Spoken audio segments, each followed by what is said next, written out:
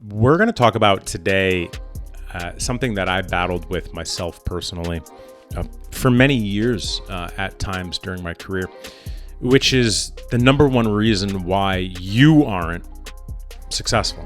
And I'm going to explain to you guys a few things. Most importantly, the number one reason, but some precursors as well. And I want you to know that this is a very common thing, especially for people that are trying to make a difference. So I'm going to give you my perspective of how to become successful and the reason why you might not be.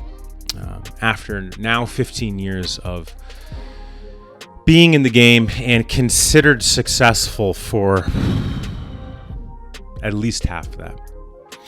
It's only the entry level of success. I believe I'm just scratching the surface, and I believe I'm just getting started. But what I can offer you is perspective. What's up, guys? My name's Chris Warrens, founder of Warrior Consulting. I just want to give you just a brief background about me. I've now built 6 multi-million-dollar businesses, exited 2, and help entrepreneurs internationally when it comes to building their businesses to the multi-million-dollar mark and beyond. Most people that I do work with are under the 20-year mark in business, and there are a lot of common things that I talk about and work on with people, not only in their businesses, but their mindsets, but also within my businesses. So that's why we're here. This is what this channel is all about. We're all about giving value, impact, hopefully influencing and providing you with some answers that we can give you the perspective of from being in the role for now 15 years. So without further ado, let's jump into the show. All right, so let's talk about this, okay? First and foremost, the number one reason why you aren't successful is because you might not believe you are. And I think before I explain the practical reason, I believe it's important to understand how you look at success. And coming from someone who has been considered successful for a number of years, the interesting part about it is everyone that supported me in my life would consider me successful starting around probably 2014. And I didn't consider myself successful at that point. Moving into 2016, 2017, being recognized internationally, nationally, doing a bunch of cool shit, helping a bunch of people, making a bunch of money, building some pretty cool teams, having impact to the tunes of tens of thousands, speaking on stages, beginning to write books, building multiple companies. I still didn't consider having an MBA. I still didn't consider myself successful professionally. I didn't, and I want to challenge your thinking on if you are successful or not. Success looks very different to different people. Success is at home. Success is with your family. Success is with your kids, your partner. Success is professionally. Success is financially. Success is health. Success is time. And just as I speak about wealth is all encompassing, so is success. And what I think a lot of people really need to do is they really need to get clear on what successful means to them and ask themselves if they are successful realistically. And if you don't know, let's say you don't consider yourself successful, but I'm challenging you to think if you are, ask the people closest in your life. Ask them, do you think I'm successful? And if they say no, well, good. If they say yes, then good. I hope that challenges your thinking. Because the fact of the matter is, 10% of America, the top 10%, we're all successful. Top 5%, top 1%, yeah, we're all successful.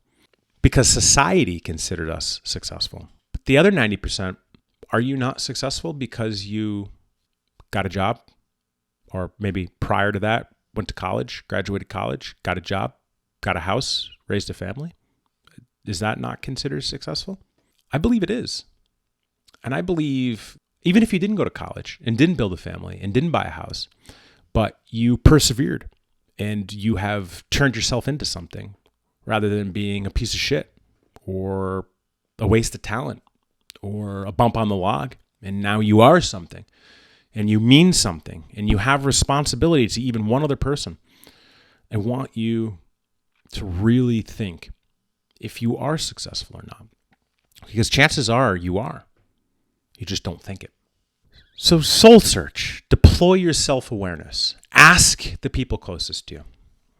And while you're at it, if you want higher levels of success, I challenge you to think about this one thing to why most people aren't considered successful by the masses.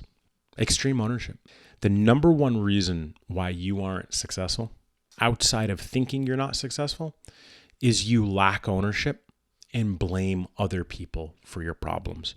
Example, a couple of weeks ago, I was being very hard on myself. I was being hard on my team. I was pushing us very hard. And we started to have problems. Nothing significant, just problems that I didn't anticipate. The first thing I did when I started seeing these patterns of problems was I put myself in front of the mirror and I asked myself, Chris, how much of what is happening is your fault, is your responsibility? And I'm talking about 5 different people within my organization. We were all having problems. There's problems everywhere. And I asked myself, how much of this is my responsibility? How much of this problem is mine? And the answer was 100% of it is my responsibility. 100% of it is my problem. Why?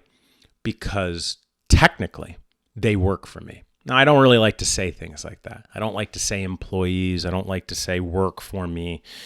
I say work together. But from time to time, establishing that you are the owner of the business or you are the leader of the family, depending on, what the scenario is here, right? It's your responsibility.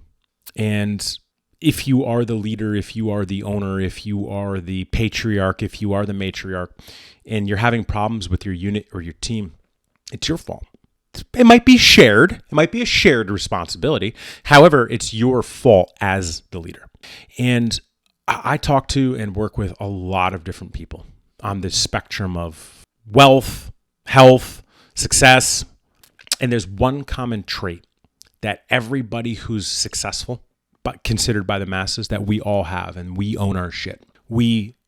I honestly can't say we point the finger. And I'm thinking about everybody that I converse with on a daily basis. And I'm talking about even the year 2 entrepreneur that doesn't even have employees, but is having problems. That dude owns his shit. I'm talking about a dude who's younger than me and puts down billions a year in annual revenue. Owns his shit. Huge spectrum difference.